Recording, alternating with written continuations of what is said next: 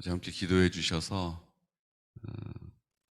역사문화연구회 우리 세바퀴에서 우리 주민들로 지역에 계신 주민들로 이루어진 역사문화를 해설하는 해설사들이 양성되었고요.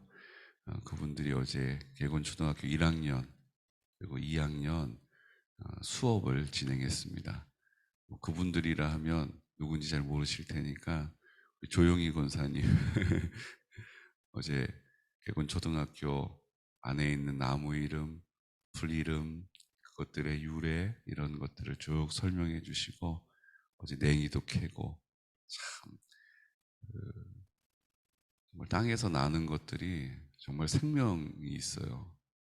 다 척박한 땅에서 다 생명이 올라와서 어제 아이들 그것 같이 다 채취하고 또 그거를 우리 권사님이 미리 냉이를 그 뿌리 있는 쪽만 먹는 게 아니고 이제 순이 그 이제 어린 순은 대줄기하고 꽃도 먹더라고요.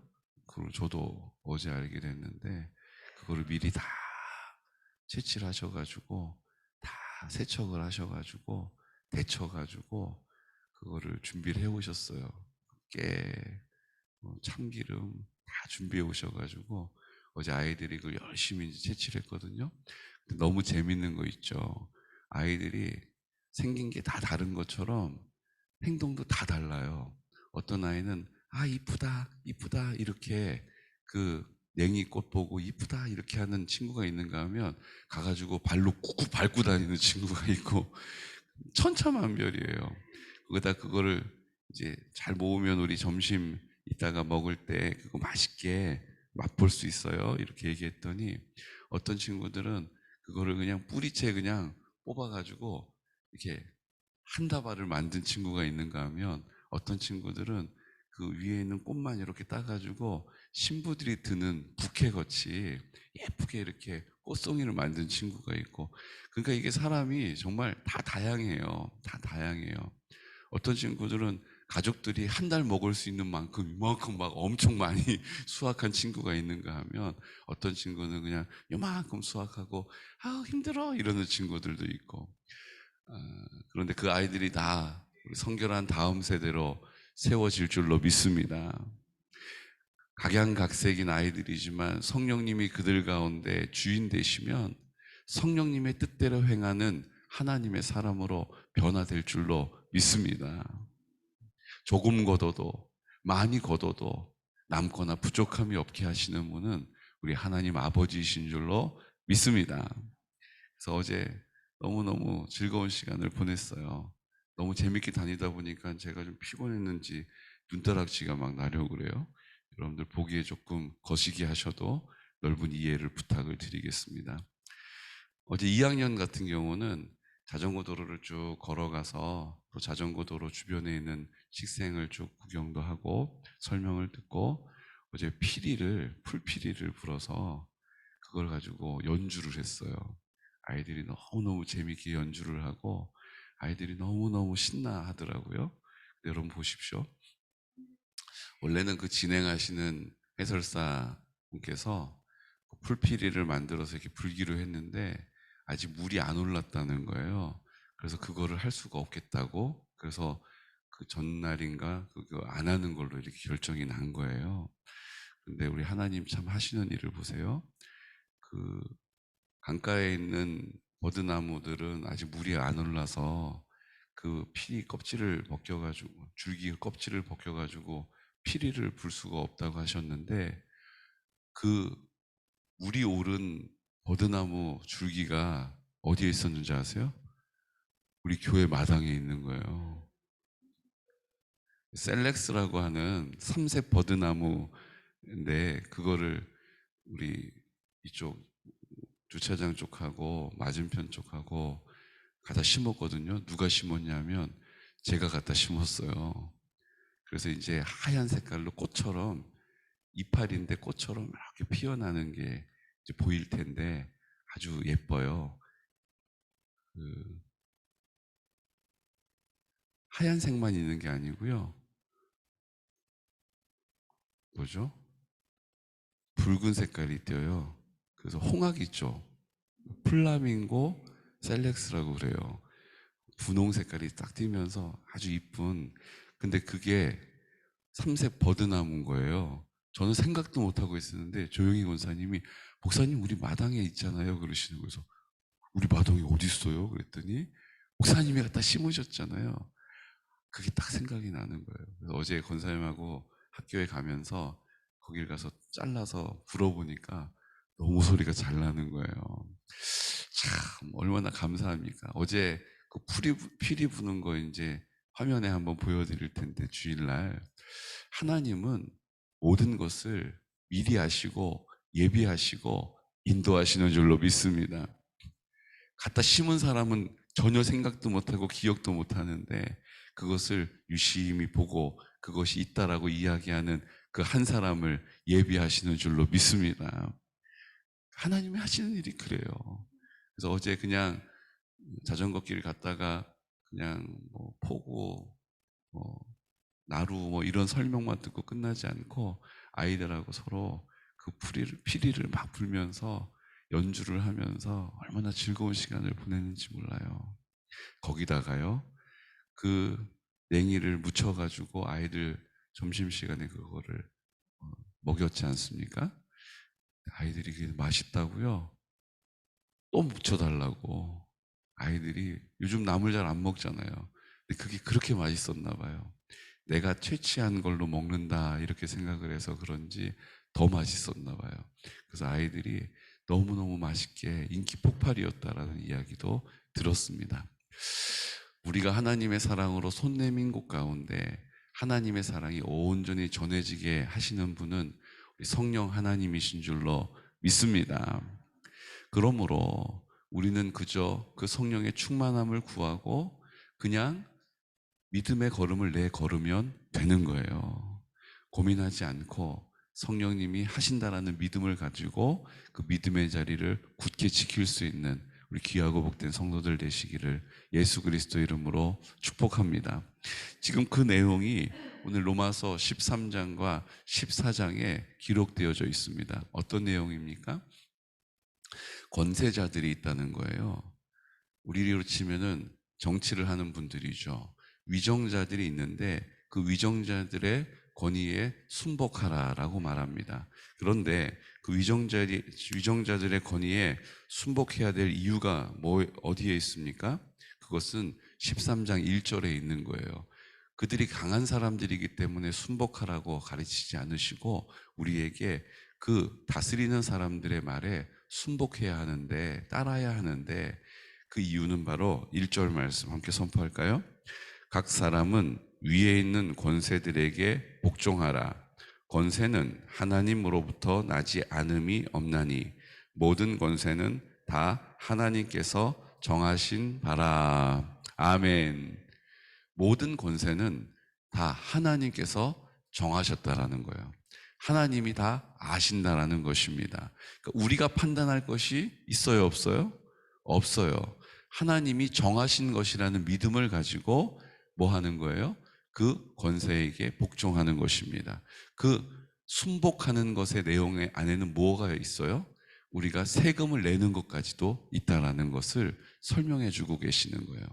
그러므로 우리가 이 땅에 만나는 모든 일들은 교회 안에서뿐만 아니라 교회 바깥에서도 하나님이 정하신 바이심을 믿으시기 바랍니다. 다 하나님이 허락하신 일이라는 거예요. 이 땅에 어떤 일은 하나님이 허락하신 것이고 어떤 일은 하나님이 미처 손을 쓰지 못하시는 일이 없다는 것입니다. 그러므로 그 하나님을 신뢰하는 믿음을 가지고 이 땅의 권세들에게도 순복할 뿐만 아니라 이 교회 안에 있는 권세자들에게도 순복하는 것입니다. 순종의 태도를 갖는 것이 그래서 중요한 것이에요. 여러분, 우리의 태도는 순종의 태도를 가지고 그 모든 일들을 바라보는 것입니다. 감사의 고백을 통하여 하나님의 주인 되심을 날마다 선포하는 것입니다. 그것 가운데 우리에게 지난 주일날 주셨던 도전이 뭡니까? 주여 나를 굴복시켜 주소서. 주님, 내 완고한 생각들, 내 경험들, 내 마음의 느낌들, 나의 과거의 상처들, 내 판단들, 나의 할 수 없다라고 생각하는 내 마음의 굳은 것들 주님 다 굴복시켜 주십시오. 주님 아버지 앞에 굴복시켜 주십시오. 할 수 없다라고 해봤는데 안 된다라고 생각하는 우리의 부정적인 생각들도 주님께서 굴복시켜 주십시오. 하나님의 나라는 반드시 이루어지는 것입니다. 이미 십자가에서 하나님의 나라는 이루어졌음을 믿는 것입니다. 우리는 믿음으로 그 하나님의 나라를 뭐 하는 것입니까? 하나님의 나라를 침노하는 거예요.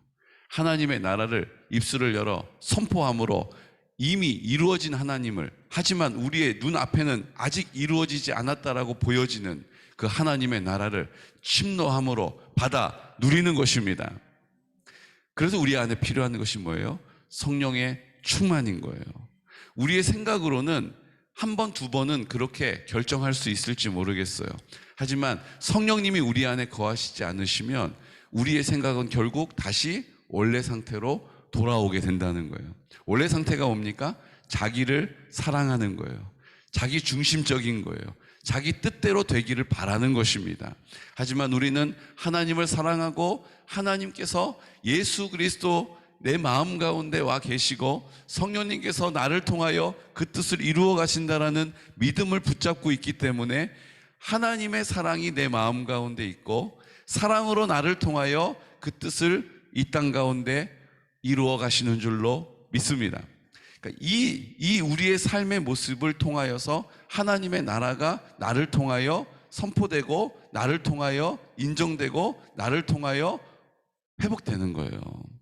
우리는 그 하나님의 나라를 회복하기 위하여서 부름받은 하나님의 사랑의 통로인 것입니다. 주님이 우리의 생명의 근원이 되시니 우리의 생명으로 살지 않고 예수 그리스도의 생명으로 사는 것입니다.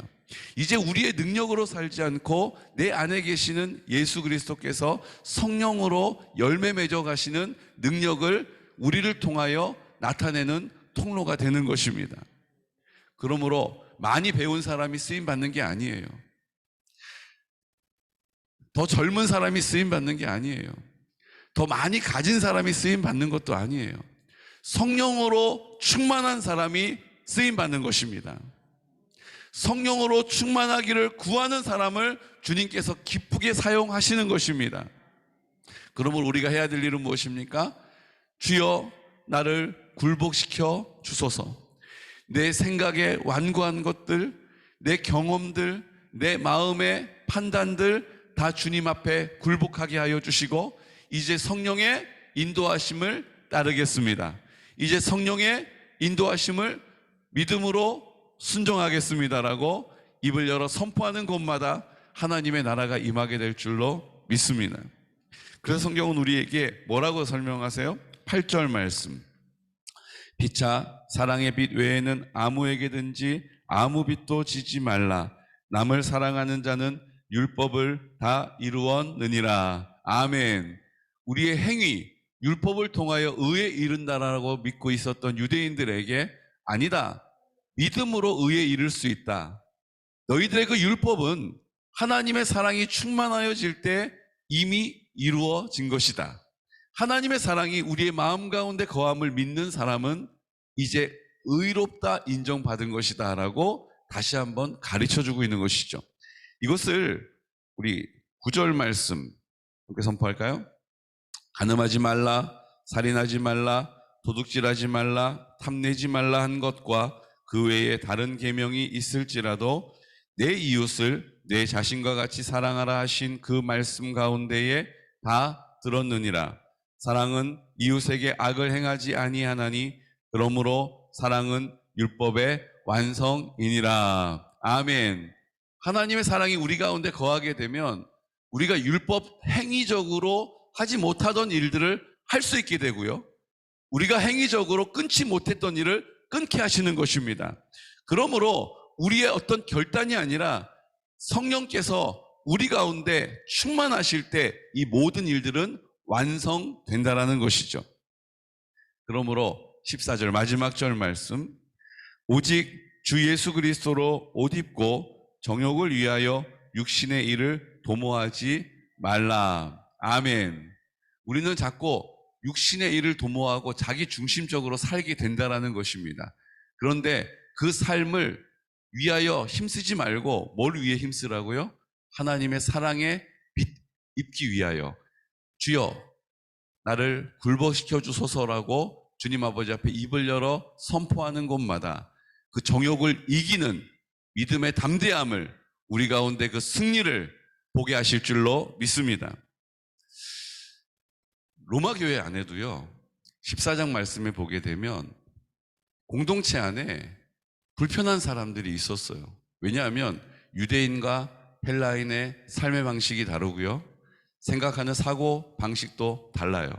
그러다 보니까 교회 안에 모이긴 했으나 서로를 보면서 판단하고 불편하게 여기는 사람들이 있었다는 것입니다. 우리 교회도 마찬가지예요. 여러분, 교회 안에 다 내 마음에 쏙 드는 사람만 있는 게 아니에요. 어떤 사람은 만나면 더 반가운 사람이 있는가 하면 어떤 사람은 별로 말 섞고 싶지 않은 사람이 있습니다. 주여, 말 섞지 않고 싶은 사람이 있습니다. 그러면 없는데요. 옛날에는 있었는데 지금은 없는데요, 목사님. 이러셔야 되는데 전부 다 저도 있어요. 근데 여러분, 그런 공동체가 우리 교회만 있었던 게 아니고요, 어느 교회 이야기뿐만 아니고요, 로마 교회에도 그런 사람들이 있었다는 거예요. 서로 판단하면서 불편한 관계에 있었던 사람들이 있었어요. 그래서 14장 1절에는 뭐라고 이야기하십니까? 14장을 시작할 때 가장 먼저 하신 말씀이 뭐예요? 믿음이 연약한 자를 너희가 받되 그의 의견을 비판하지 말라. 우리를 불편하게 만드는 사람이 있는데 그 사람들을 뭐라고 설명해 주고 계세요? 믿음이 연약한 사람들이다라고 우리에게 가르쳐 주시는 거예요. 우리의 마음을 힘들게 하는 그분은 믿음이 연약한 자들이라는 거예요. 마귀의 자식들, 지옥의 불쏘시개 땔감이 아니고 믿음이 연약한 사람들이라고 우리에게 가르쳐 주시는 거예요. 그리고 뭐라고 이야기하십니까?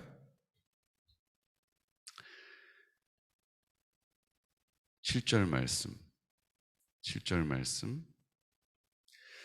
우리 중에 누구든지 자기를 위하여 사는 자가 없고 자기를 위하여 죽는 자도 없도다. 우리가 살아도 주를 위하여 살고 죽어도 주를 위하여 죽나니 그러므로 사나 죽으나 우리가 주의 것이로다. 아멘. 자기를 위하여 살지 않고 자기를 위하여 죽는 자도 없는데 우리가 살아도 죽어도 주를 위하여 산다는 것이 어떤 의미냐 하면 9절과 같이 하는 것이 살아도 주를 위하여 살고 죽어도 주를 위하여 죽는 것이다라고 가르쳐주고 계십니다. 9절 말씀. 이를 위하여 그리스도께서 죽었다가 다시 살아나셨으니 곧 죽은 자와 산 자의 주가 되려 하심이라. 10절. 내가 어찌하여 내 형제를 비판하느냐? 어찌하여 내 형제를 업신 여기느냐? 우리가 다 하나님의 심판대 앞에 서리라. 아멘. 내가 살아도 주를 위해 살고 죽어도 주를 위하여 죽는다는 것이 어떤 의미냐 하면 형제를 비판하거나 형제를 업신여기지 않는 것이 주를 위하여 살고 주를 위하여 죽는 것이다라고 말씀해 주시는 거예요. 자, 사랑하는 성도 여러분, 내가 형제를 위하여 주를 위하여 사는 것, 주를 위하여 죽는 것이 곧 뭐라고요? 형제를 비판하지 않는 것이라는 거예요. 형제를 판단하지 않는 것이다라고 말씀해 주신 거예요. 그 형제는 어떤 형제예요? 믿음이 약한 사람들이라는 거예요. 자, 우리가 우리 마음을 힘들게 하고 우리를 불편하게 하는 지체들이 있어요. 우리 공동체 안에 있습니다. 근데 그 지체들을 어떻게 바라봐야 된다고요? 내가 주를 위하여 살고 또 주를 위하여 죽는 것이 그 형제들을 판단하거나 비판하지 않는 것이다라고 말씀해 주신 거예요. 그럼 왜 우리가 비판하거나 판단하면 안 됩니까? 그냥 하나님 말씀대로 사랑해야 되니까? 그것도 맞아요. 왜 우리가 비판하고 판단하면 안 됩니까? 제가 이 말씀을 묵상하면서 하나님께서 너무나도 선명하게 제 안에 알게 하신 거가 있어요. 그게 뭔지 아세요? 내가 그 형제를 내 눈에 거슬려도, 내 귀에 거슬려도 판단하거나 비판하거나 수군거리면 안 되는 이유는요, 그 형제의 마음에도 하나님이 함께 하신다라는 믿음이 있기 때문이에요. 아멘. 우리가 왜 그 사람을 판단하거나 비난하면 안 됩니까? 내가 잘나서가 아니에요. 내가 그 사람보다 나아서가 아니에요. 그 사람의 마음에도 하나님이 계시기 때문입니다. 우리가 믿음이 있는 거예요. 어떤 믿음이 있는 거예요? 그 사람의 마음에도 하나님이 함께 하신다라는 믿음이 있기 때문이에요. 하나님이 그 사람을 버려두지 않고 그 사람을 만져가고 다루어 가시고 인도하고 계시다라는 믿음이 있기 때문인 것입니다. 사랑하는 성도 여러분, 내가 참자, 눈 한번 질끈 감자, 못 들은 척 하자, 아니에요. 우리에게는 믿음이 필요합니다. 어떤 믿음입니까? 그 사람의 마음에도 하나님이 함께 하신다라는 믿음을 붙잡는 거예요. 결국은 믿음으로 의에 이르게 되는 것입니다. 사랑하는 성도 여러분, 오늘 이 말씀을 굳게 붙잡으시기를 축복합니다. 내 마음을 힘들게 하고 내 마음에 이해가 되지 않고 내 눈에 거슬리고 내 귀에 불편해도 상처가 되어도 우리는 한 가지를 붙잡는 믿음을 놓치지 않는 것입니다. 하나님이 그 사람의 마음에도 계시다는 거예요. 하나님이 그 사람도 사랑하신다라는 거예요. 저는 그전까지는 하나님이 그 사람을 사랑하시니까 내가 미워할 이유가 없지라고 생각했거든요. 그런데 이번에 로마서 말씀을 묵상하면서 그것과는 비교할 수 없는 더 깊은 하나님의 도전을 받은 거예요. 그 사람의 마음에도 하나님이 함께 하신다는 거예요. 여러분, 이 사실을 믿으시기를 축복합니다. 이 사실을 굳게 붙잡으시기를 축복해요. 그래서 내가 이해가 안 된다라고 판단하지 않고, 왜 저 사람은 저렇게 말하지라고 비난하지 않고, 그래, 저 사람의 마음에도 하나님이 함께 하신다. 그 사람을 하나님이 사랑하시기 때문에 그 사람의 마음에도 하나님이 함께 하신다. 하나님이 그 사람을 인도해 가실 것이다. 하나님이 그 사람을 회복시켜 주실 것이다. 지금 그 과정 가운데 있다. 주님을 신뢰하는 그 믿음 때문에 비난하지 않고 비판하지 않고 그 사람을 있는 그대로 받아들일 수 있는 성숙한 믿음의 공동체가 되시기를 예수 그리스도 이름으로 축복합니다. 그 의미가 17절에 정리되어 있어요. 우리 17절 말씀 함께 선포할까요? 하나님의 나라는 먹는 것과 마시는 것이 아니요 오직 성령 안에 있는 의와 평강과 희락이라. 아멘. 그 사람을 있는 그대로 받아들일 때 우리 안에 의와 평강과 기쁨이 회복되는 것입니다. 내가 피하려고, 내가 참으려고 해서 안 돼요. 성령님께서 내 마음 가운데 믿음을 사용할 수 있도록 도와주셔야 돼요. 주님, 내 그 견고한 생각을, 나의 판단을 굴복시켜 주시고 쪼개주시고 던져버려 주시고 이제 주님이 그와 함께 하심을 믿는 믿음의 눈을 열어보게 하여 주옵소서. 귀에 거슬리지 않게 하시고 주님이 그 사람을 만나주고 계시고 다루어가고 계시고 회복시키고 계시다라는 하나님의 나라를 소망하게 하여 주옵소서. 우리가 이 믿음의 고백을 가지고 우리 눈앞에 펼쳐져 있는 우리 공동체 안에, 교회 밖에 있는 사람들과의 문제가 아니잖아요. 교회 안에 있는 우리 공동체 안에 있는 지체 가운데 내가 판단하고 내가 비난하고 수군거리게 되는 그 지체를 향하여서 오늘 주님이 주시는 이 말씀을 굳게 붙잡고 의와 평강과 희락을 받아 누릴 수 있는 믿음의 승리가 있으시기를 예수 그리스도 이름으로 축복합니다. 아멘. 이 시간 다 같이 기도드릴 때, 주님, 우리가 하나님 앞에 믿음으로 행하고 예배드리고 말씀을 기도로 나아갈 때 우리는 주님 앞에 늘 온전하고 당당한 모습으로 설 수 있습니다. 하지만 주님, 우리도 연약하여서 언제 그렇게 주님을 믿음으로 따랐느냐라고 믿음 없는 생각과 믿음 없는 말과 믿음 없는 결정들을 통하여서 우리 하나님 아버지 앞에 행위적으로 도무지 주님 앞에 나갈 수 없는 우리의 모습도 있습니다. 오늘 그럼에도 불구하고 내 마음 가운데 나를 떠나지 않으시고 나와 함께 하시는 주님, 우리 주님께서 오늘 우리에게 말씀하십니다. 주를 위하여 살고 주를 위하여 죽는 것은 형제를 판단하고 비난하고 수군거리지 않는 것이다 라고 가르쳐 주시며, 나도 그와 같다. 하지만 주님 내 마음 가운데 계심을 믿는 믿음이 있다면 회복될 것이다. 그에게도 주님께서 회복시키시고 온전하게 역사하고 계심을 믿는 믿음을 우리에게 허락하여 주옵소서. 우리 지체들 가운데 행여라도 내 눈에 거슬려 내 귀에 거슬려서 내가 판단하면서 비난하면서 수군거리고 있는 모습이 있다면 주님 믿음을 주셔서 그의 마음에도 주님이 함께하고 계심을 보게 하여 주옵소서. 듣게 하여 주옵소서. 고백하게 하여 주시옵소서.